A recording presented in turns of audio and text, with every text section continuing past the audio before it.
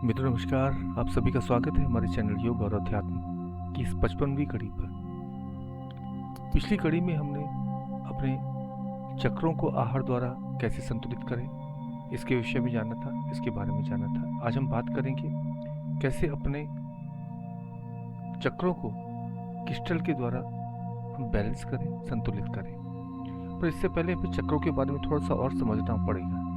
चक्र क्या होते हैं, ये कैसे कार्य करते हैं, इनके संतुलित व असंतुलित होने पर हमारे जीवन पर क्या प्रभाव पड़ता है, इसके बारे में जानना बहुत आवश्यक है। तो चक्र शब्द संस्कृत का शब्द है, संस्कृत से आता है, जिसका शाब्दिक अर्थ है सर्कल, वृत्त या पहिया। चक्र हमारे शरीर में घूमते हुए ऊर्जा के केंद्र हैं, जो हमारी जीवन ऊर्जा से संचालित होते हैं। यह हमारे शरीर की रीढ़ में नसों के गुच्छों के रूप में पाए जाते हैं। यह चक्र हमारे शरीर, मन व आत्मा के मध्य एक पुल की तरह कार्य करते हैं। प्रत्येक चक्र का एक विशिष्ट रंग, स्थान, तत्व, गुण, स्वामी या देवता होता है, जो हमारे शरीर के गुण धर्म को प्रभावित करता है। यदि हम इन चक्रों के बारे में विस्तार से जान पाएं, तो समझ पाएं, तो पाएंगे हमारे जीवन में जो भी शारीरिक व मानसिक परेशानियां हैं, वो इन चक्रों को हील करने से दूर हो सकती हैं। तो हम पुनः संक्षेप में सभी तत्वों के बारे में जानेंगे, सभी चक्रों के बारे में जानेंगे। फिर किस क्रिस्टल से कौन से चक्र को हम हील कर सकते हैं, उसके बारे में विस्तार से चर्चा करेंगे। तो आइए बात करते हैं हम जो प्रथम चक्र है हमारा मूलाधार चक्र, इसके बारे में जानते हैं। हमारे शरीर में नीचे से जो पहला चक्र है वो मूलाधार चक्र के नाम से जाना जाता है। जैसा कि नाम से ही विदित है कि यह चक्र हमारे शरीर का आधार चक्र है।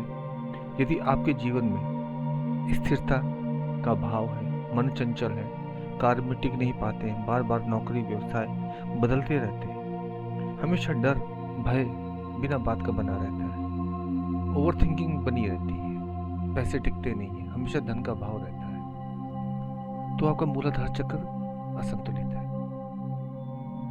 हमारे शरीर में इसका स्थान रीढ़ के अंतिम छोर पर होता है।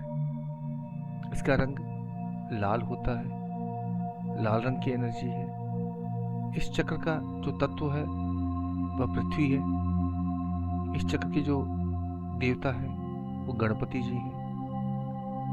इसीलिए आप गणपति की आराधना अवश्य करें यदि आपका मूलाधार चक्र असंतुलित है। इसके बीज मंत्र लम की आराधना भी अवश्य करें, लम का जाप करें। दूसरा चक्र है स्वादिष्ठान चक्र। हमारे शरीर की रीढ़ पर जननेंद्रिय के पीछे स्थित चक्र स्वादिष्ठान चक्र के नाम से जाना जाता है। इसका तत्व जल है, देवता विष्णु जी हैं। यह चक्र हमारे विभिन्न गुणों को प्रभावित करता है। यह चक्र हमारी प्रजनन शक्ति, रचनात्मकता और भावनाओं का केंद्र होता है। यदि यह चक्र संतुलित हो तो हमें बहुत सारे लाभ प्राप्त होते हैं, परंतु यदि असंतुलित हो जाए तो हमारी प्रजनन क्षमता प्रभावित होने लगती है, प्रजनन संबंधी रोग होने लगते हैं, रचनात्मकता खत्म हो जाती है, क्रिएटिविटी खत्म हो जाती है, हमेशा उदासी, थकान, चिड़चिड़ापन बना रहता है। भावनाएं प्रभावित होने से हमारे रिलेशनशिप इश्यूज होने शुरू हो जाते हैं, संबंध बिगड़ जाते हैं। इस चक्र की साधना के लिए इसके बीज मंत्र वम का जाप करें, आपको अवश्य लाभ हो। तीसरा चक्र मणिपुर चक्र। यह चक्र हमारी नाभि के पीछे रीढ़ पर स्थित होता है। पीले रंग की एनर्जी है, पीले रंग का चक्र है। इसका तत्व अग्नि होने के कारण यह हमें आत्मविश्वास प्रदान करता है, कॉन्फिडेंस देता है। दृढ़ इच्छा शक्ति, साहस, धैर्य के कारण व्यक्ति जीवन में सफलता अर्जित करता है। यह चक्र समाज, देश, दुनिया में तरक्की प्रदान करता है। इसकी साधना के लिए इसके बीज मंत्र वम का जाप, रम का जाप अवश्य करें। इसका बीज मंत्र है रम, तो उसका जाप अवश्य करें। चौथा चक्र है अनाहत चक्र। यह चक्र हमारे शरीर में रीढ़ पर ऊर्जा का चौथा चक्र है जिसका रंग हरा है। यह चक्र हमारे शरीर पर प्रेम, करुणा, दया, क्षमा का भाव विकसित करता है। इसका तत्व वायु है और इसके देवी देवता भगवान शिव और पार्वती माने जाते हैं। इसका बीज मंत्र है यम। इसका बीज मंत्र है यम। इस मंत्र का जाप करने से आपका ये अनाहत चक्र संतुलित होने लगता है। पांचवा चक्र है विशुद्धि चक्र। विशुद्धि चक्र हमारे कंठ के पीछे रीढ़ पर स्थित होता है। यह चक्र हमारी वाक शक्ति, बोलने की, कंठ की अभिव्यक्ति से जुड़ा होता है, स्वर से जुड़ा हुआ होता है। यह सत्य, स्पष्टता, संवाद को दर्शाता है। इस चक्र की 16 पंखुड़ियां संस्कृत भाषा के 16 स्वरों को बताती है। इस चक्र का रंग नीला होता है और उसका जो तत्व है वो आकाश है। तो आकाश तत्व के होने की वजह से चक्र इसका नीला, जो चक्र का रंग है वो नीला देखा गया है। इसका बीज मंत्र हम होता है। हा के ऊपर हम की बिंदी। इस चक्र के संतुलित होने पर व्यक्ति वाक्पटु होता है, अपनी वाणी से मोहित करने वाला होता है, मोटिवेशनल स्पीकर हो सकता है, नेता, कमांडर, लीडर होता है, जो अपनी वाणी से सबको प्रभावित कर लेता है, कथावाचक हो सकता है। तो इस चक्र के असंतुलित होने पर हमें कंठ के विभिन्न रोग होने शुरू हो जाते हैं, जैसे थायराइड जैसे रोग देखा गया है।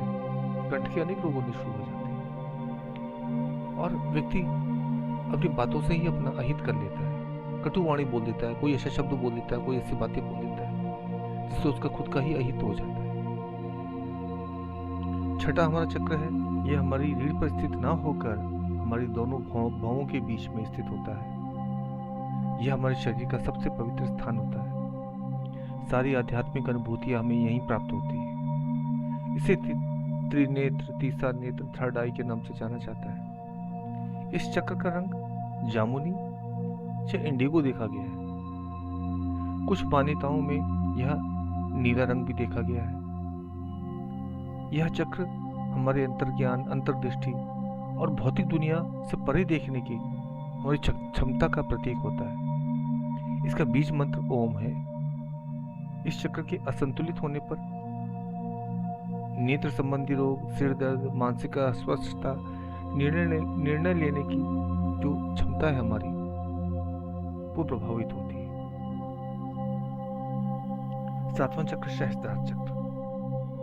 यह चक्र हमारे कपाल के मध्य सहस्त्र पंखुड़ी वाले कमल दल के रूप में प्रदर्शित किया जाता है। इसका रंग दिव्य श्वेत या बैंगनी माना जाता है। इस चक्र की 1000 पंखुड़ियां परम शिव से जुड़ी असंख्य चेतनाओं के प्रतीक मानी जाती है। यह चेतनाओं में सबसे उच्च स्तर की उच्च अवस्था हमारे ब्रह्मांड व चेतना के बीच संबंध स्थापित करता है। फिर सारे संदेश ब्रह्मांड से बिना रुकावट के इस चक्र के जागृत होने से हमें प्राप्त होने लगते हैं। इस चक्र के जागृत होने से ईश्वर और मनुष्य के बीच भेद ही मिट जाता है। व्यक्ति मानव से महामानव बन जाता है